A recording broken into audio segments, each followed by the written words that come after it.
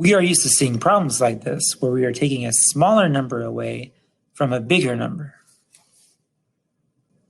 And right now I'd like to introduce the concepts of having and owing. So in this problem, we have 7, but we owe 3. So we owe less than what we have. We take the 3 away from the 7, and we get 4. Let's define some terms. To owe means you have to give someone an amount of money. Debt is the amount of money that you owe. Many of the problems you may have seen involve having more than what we owe. However, you can have problems like this one where you owe more than what you have. Here we have 3, but we owe 7, so we owe more than what we have. So, since we owe 7, we take 3 away from our debt, and that leaves us with owing 4. We can say that we owe 4, or we can also call that negative 4. A negative number is a number less than 0. To owe $4 would be an example of when we would need to use a negative number.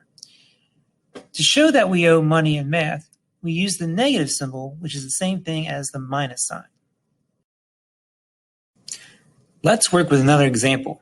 Here we have 5, but we owe 12. We owe more than what we have. So we can take what we have, which is 5, and subtract that from our debt, which is 12, and it leaves us with owing 7. Let's do one more example.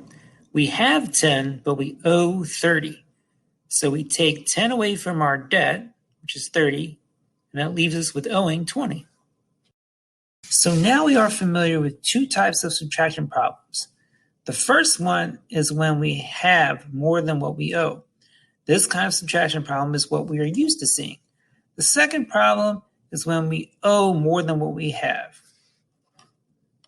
Here we have two ways of writing the same problem, but in the second one, we have the plus sign next to the 5. Just because there's the subtraction sign there, that doesn't mean you're going to add. Anytime that we owe something and we have something, we have to subtract. We are either subtracting from what we have or we are subtracting from what we owe. Created using Powtoon.